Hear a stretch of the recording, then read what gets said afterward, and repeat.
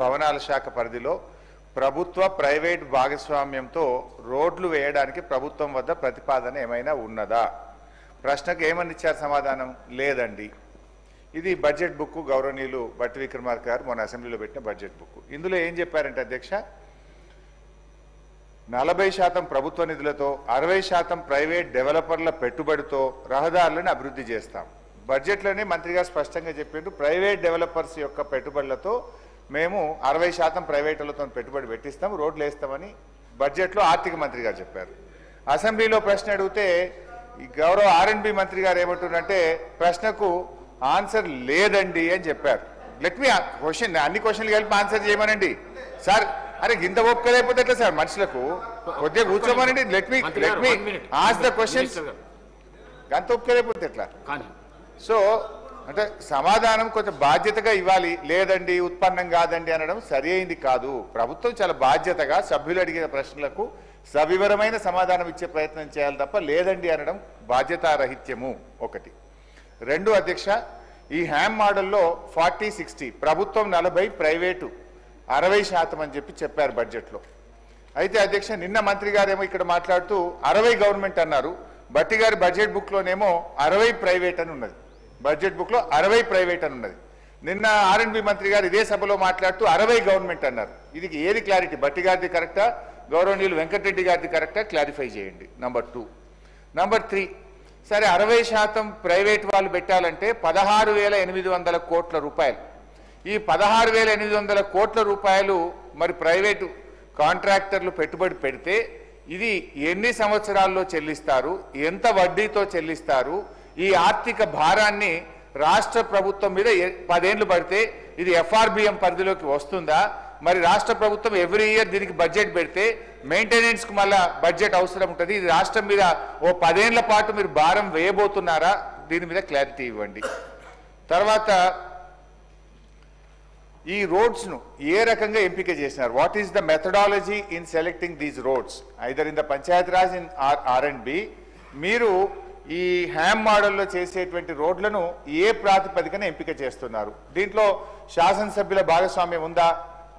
అందరూ, ఎందుకంటే బీఆర్ఎస్ ప్రభుత్వం ఉంటే అధ్యక్ష రాష్ట్రంలో మిషన్ కాకతీయ చెరువులు చేయాలంటే రాష్ట్రంలోని ప్రతిపక్ష, విపక్ష, స్వపక్ష లేకుండా అన్ని చెరువులు చేశాం. అన్ని మండలాలకు డబుల్ లైన్ రోడ్ అంటే ఏ పక్షమన్న కానీ అన్ని మండలాలకు డబుల్ లైన్ రోడ్ వేశాం. అయితే ఈ హ్యామ్ మోడల్లో మీరు 28,000 కోట్ల రూపాయలతో రోడ్లు వేస్తామన్నారు. ఈ రోడ్ల ఎంపిక ఏ ప్రాతిపదికన చేస్తున్నారో గౌరవ మంత్రి గారు సమాధానం చెప్పాలని కోరుతున్నారు. మినిస్టర్ గారు.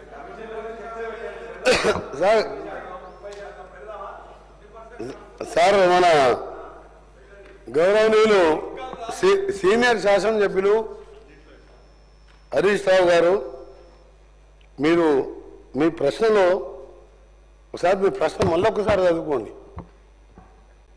రోడ్లు మరియు భవనాల శాఖ పరిధిలో ప్రభుత్వ ప్రైవేట్ భాగస్వామ్య విధానంలో నమూనాలో మీరు వేసింది మీకు చదువుతున్నారు. విధానంలో రోడ్లు వేయడానికి ప్రభుత్వం వద్ద ఏదైనా ప్రతిపాదన ఉందా అని వారు వేసిన ప్రశ్న ఇది. ఆయన సమాధానం బాగలేదు మంత్రి గారిది, మొత్తం నేను అడిగింది వేరను. ఈ ప్రశ్న ఇదే అధ్యక్ష, అందరు వింటున్నారు. నేను దానికి లేదని చెప్పిన. ఎందుకు దీని ఉత్పన్నంగా లేదని చెప్పిన? ఎందుకంటే మేము PPP మోడల్లో పోదలుచుకోలేదు. మేము హ్యామ్ రోడ్లో హైబ్రిడ్ యాన్యుటీ మోడల్లో పోవాలని నిర్ణయించుకున్నాం. PPP మోడల్ వేరు, హైబ్రిడ్ మోడల్, హ్యామ్ మోడల్ వేరు. దానికి లేదని నేను చెప్పిన. వారేం చెప్పారు నాకేం తెలియదు. అంటే వాళ్ళు చాలా మేధావులు, మాకేం తెలియదు. ఆయన అడిగిన ప్రశ్నకే సమాధానం లేదని చెప్పిన. ఇప్పుడు కూడా చెప్తున్నా లేదండి. ప్రైవేట్ పబ్లిక్ పార్ట్నర్షిప్లో లేదని చెప్పిన. అందరూ ఆలోచించుకొని, మీరు హరీష్ రావు గారు అంత సీనియర్ సభ్యులు ఆ విధంగా మంత్రి గారికి అవగాహనలే కూడా సమాధానం చెప్పాడని చెప్పి మాట్లాడి, అంటే అతను అదే బాధ్యత రహితమైన ఏదైనా ఒక పెద్ద సీనియర్ సభ్యులు ఆ విధంగా ఒక మంత్రి గారు మీ దానికి కరెక్ట్ చెప్పినా లేదా మీరు ఆలోచించుకొని వదిలిపెడుతున్నాం, మీకే వదిలిపెడుతున్నాం. రెండవది, మన గౌరవ సభ్యులు మాజీ ఆర్ఎన్బి శాఖ మంత్రి చెప్పినట్టు రాష్ట్రంలో ప్రశాంత్ రెడ్డి గారు చెప్పినట్టు రాష్ట్రంలో మొత్తం 29,000 కిలోమీటర్ల రోడ్స్ ఉన్నాయి అధ్యక్ష. దాంట్లో ఆర్ఎన్బి మేము అంటే వీళ్ళు ఈయన చేసింది కూడా మొత్తం చెప్పాలి అధ్యక్ష. ఎందుకంటే మాజీ ఆర్ఎన్బి శాఖ మంత్రి గారు సత్యదూరమైన వారు చేసిన ఘనకార్యాలు చెప్పిండ్రు. దానికి ఒకటి 2 నిమిషాల్లో చెప్తా. ఎందుకంటే అది చేసిన రోడ్లు అయితే కనబడతాయి, అక్కడ వెళ్తే ప్రజలు నడితారని చెప్తారు. ఎప్పుడైనా అధ్యక్ష మన సంపద రోడ్లను నిర్మించలేదు, మన రోడ్లు మన సంపదను పెంచుతాయి అని జాన్ ఎఫ్ కెనడీ అమెరికా అధ్యక్షుడు ఆయన ఉన్నప్పుడు చెప్పినారు. America is great because American roads is good, దాంతో వస్తుంది. కానీ ఏం చేసింది అధ్యక్ష 5 ఏళ్లలో మీరు మొత్తం 10 ఏళ్లలో వేసింది.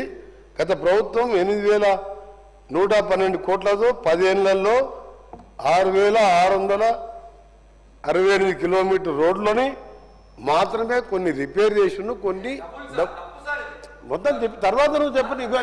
మీ రికార్డే అంటే గవర్నమెంట్ రికార్డులకే చెప్తున్నా అధ్యక్ష. తర్వాత క్లారిఫై అడగని మళ్ళీ చెప్తా, క్లారిఫై అడగని చెప్పండి మళ్ళీ చెప్తాను. ఇది ఏ మండలంకి వెళ్ళి ఏ మండలం హెడ్ క్వార్టర్, ఏ ఊరికి వెళ్ళి ఏ మండలంకి వెళ్ళి ఏ డిస్ట్రిక్ట్ గా మండలం అన్ని పేర్లతో సహా అధ్యక్ష ఈ 6,600 కిలోమీటర్లు ఒక 15 నిమిషాలు టైం ఇవ్వండి. అన్ని మండలాల పేర్లు డిస్ట్రిక్ట్ హెడ్ క్వార్టర్ పేర్లు కూడా చెప్తా, తొందరపడకండి. అన్నీ తీసుకొని వచ్చిన నేను, ఎందుకంటే మీరు ఇట్లా బకాయిస్తారని తెలుసు, మీరు బుకాయిస్తారని. దీనికోసం అధ్యక్ష 3,945 కోట్లు స్టేట్ బడ్జెట్లో 10 ఏళ్లలో, 4,167 కోట్లు ఆర్టీసీ ద్వారా లోన్ తీసుకొని నిర్మించారు. ఆ లోను ఇప్పుడు మేము రీపేమెంట్ చేస్తున్నాం. మేము కట్టే అప్పులలో అదో భాగం ఇంకా కొద్దిగా బ్యాలెన్స్ ఉన్నది, ఆ అప్పులు కడతాం. అంటే వీళ్ళు మొత్తం పెట్టింది అధ్యక్ష 10 ఏళ్లలో 3,945 కోట్లు మాత్రమే. ఆ లోన్ అప్పు మేము కడుతున్నాం. మొత్తం కిలోమీటర్లు చూస్తే అధ్యక్ష ఇది 10 ఏళ్లలో చేస్తే ఈ 14 నెలల్లో అంటే మధ్యలో 3 నెలలు తీసేయండి, పార్లమెంట్ ఎలక్షన్ కోడ్ ఇవన్నీ. ఈ 14 నెలల్లో మేము దాదాపు 4,000 కోట్ల పైన మంజూరు శాంక్షన్ చేసి టెండర్లు పెట్టి వర్క్స్ నడుస్తున్న మాట. వర్క్ వైజ్ డీటెయిల్ కూడా అందరి సభ్యులకు పంపిస్తా. ఇప్పుడే మీకు హౌస్ అయిపోయేటప్పుడు అందరికి పంపిస్తా. ఏది 12 మంత్స్లో 10 ఏళ్లలో నిర్మించిన రోడ్లని 1 సంవత్సరంలో మేము పూర్తి చేసినాం. ఇది ఎక్కువ మేము చేస్తాం కానీ పని ఎక్కువ చెప్పుకోం అధ్యక్ష. వాళ్ళేమో తక్కువ చేస్తారు, ఎక్కువ చెప్పుకుంటారు. వాళ్ళు ఏంటంటే మొత్తం బ్రహ్మాండంగా ఉంది, బ్రహ్మాండం అనుకుంటే నడిపించింది కదా. మాకు బ్రహ్మాండం ఏం లేదు అధ్యక్ష. ప్రజలకు సౌకర్యం కల్పించాలి. దాంతోపాటు మీరు అధ్యక్ష 2018 నుంచి ప్రశాంత్ రెడ్డి గౌరవ మాది ఆర్ఎన్బి శాఖ సిఆర్ఎఫ్కి వెళ్ళి 2018కి వెళ్ళి ₹1 వచ్చిందా మీకు ఏదైనాకి వెళ్ళి మనకు రావాల్సిన మాట. నేను ఆర్ఎన్బి శాఖ మంత్రి అయినా 3వ రోజు 7th రోజు ఓత్ తీసుకున్నాను. 11th రోజు గడ్కరీ గారిని మధ్యాహ్నం 1:40 1:40కి కలిసినప్పుడు 850 కోట్ల రూపాయలు ఇచ్చారు. ఇక్కడ అందరి సభ్యులకు వీలైనంత వరకు సభ్యులకు ఇవ్వడం జరిగింది.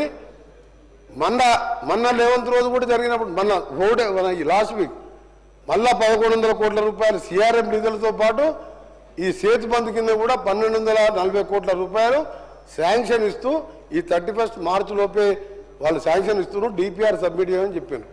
అది కేంద్రంకి వెళ్ళి వచ్చిన నిధులు.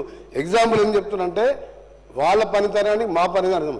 రెండవది అధ్యక్ష ముఖ్యమైనది వీళ్ళు సిఆర్ఎం నిధులతో పాటు వీళ్ళ ఎన్నది అధ్యక్షులు వీళ్ళకు రోడ్లు మనుషుల ప్రాణాలు అది ముఖ్యం కాదు. పెద్ద బిల్డింగులు ఉండాలి, బ్రహ్మాండంగా కలెక్టర్ ఆఫీసులు ఉండాలి, పోలీసులకు ఏసీ వెహికల్ ఉండాలి. దాని మీద ఉన్న ధ్యాస రోడ్ల మీద లేదు అధ్యక్ష. ఎందుకంటే రోడ్లు అనేది ఒక ఇంట్లో ఒక మనిషి పోతే ఆ కుటుంబం వీధిన పాలు పడుతుంది. ఎన్ని వేల మంది చనిపోయినా 10 ఏళ్లలో మీరు వేసిన నిర్వాహకం చెప్పినా 12 నెలల్లో మేము చేసింది చెప్పినా ఇంకా ఒకటి మీరు బాగా ఆలోచించుకోవాలి అధ్యక్ష. ఇది చాలా సీరియస్ విషయం. ఎందుకంటే రోడ్ సబ్జెక్ట్ అనేది ఏంటంటే ఎన్ని మనం వెల్ఫేర్ స్కీమ్స్ ఇచ్చినా ఎన్ని ఏమి ఇచ్చినా ఆ మనిషి ఇవాళ ప్రతి ఒక్కరు 2 వీలర్స్ ఉన్నాయి, ప్రతి ఇంట్లో 3-4 వెహికల్స్ ఉన్నాయి, కార్లు ఉన్నాయి, ట్రాఫిక్ పెరిగింది. ఈ సమయంలో రోడ్లు ఇంపార్టెంట్. ఒక పెద్ద నేను భువనగిరి పార్లమెంటు మెంబర్గా ఎన్నికైనప్పుడు వయా ఉప్పల్ ఎలివేటెడ్ కారిడార్ మీదుగా నేను భువనగిరికి వెళ్ళి అటుకెళ్ళి జనగాం, చేరియాల, సిద్దిపేట పోయేవాడిని. అంతకుముందే స్టార్ట్ అయింది అది. నా ఎంపీ టర్మ్ అయిపోయింది. ఇప్పుడు ఏ స్టైల్ ఉంది అధ్యక్ష, నీ మినిస్టర్ కాకముందు పిల్లలు లేచి వదిలిపెట్టారు. కింద రోడ్ల గుంతలు, ఆ గుంతలలో పడి భార్య భర్త ఇద్దరు చనిపోయారు. అంబులెన్సులు పోవు. దాని తర్వాత నేను, మా స్పెషల్ సెక్రటరీ గారు, మా సెక్రటరీ గారు, ఏఎన్సీ గారు, అది మీ నిర్వాహకం చెప్తారు. ఒకసారి చెప్పాలా, మీరు 8,000 కిలోమీటర్లు వేసినాను. నేను చేసిన 12 నెలల్లో ఈరోజు అధ్యక్ష మీరు వాళ్ళని రమ్మంటే హరీష్ రావు గారు వస్తారా, ప్రశాంత్ రెడ్డి గారు వస్తారా? ఇక్కడి నుంచి మనం పోదాం. నేను దాన్ని ఫోర్క్లోజ్ చేయకుండా 4-5 సార్లు నేను అక్కడికి వెళ్ళి, అక్కడ ఢిల్లీకి వెళ్ళి గడ్కరీ గారిని కలిసి, నేషనల్ హైవే చైర్మన్ కలిసి ఫోర్క్లోజ్ చేసి రీటెండర్ పెడితే మళ్ళీ 2 ఇయర్స్ పడుతుంది. అంటే ఆ కాంట్రాక్టర్ వచ్చి ఎస్క్రూ అకౌంట్ ద్వారా వేరే వాళ్ళతో మాట్లాడి 1 మంత్లో 4 స్లాబ్లు వేసి, నెక్స్ట్ మంత్ మరొక 3 స్లాబ్లు వేసి 18 మంత్స్లో కంప్లీట్ చేస్తున్నాం అధ్యక్ష. ఉప్పల్ ఎలివేటెడ్ కారిడార్ ఇది యాదగిరిగుట్ట, భువనగిరి హెడ్ క్వార్టర్, జనగాం జిల్లా హెడ్ క్వార్టర్, స్టేషన్ గన్పూర్ నుంచి వరంగల్ మహానగరం పోయే టెక్స్టైల్ పార్క్. నీ దగ్గర క్వశ్చన్ కాదు, మీరు మొదట నేను చెప్పింది మీరు అధ్యక్ష, నేను నీ అధ్యక్ష ఫస్ట్ చెప్పినప్పుడు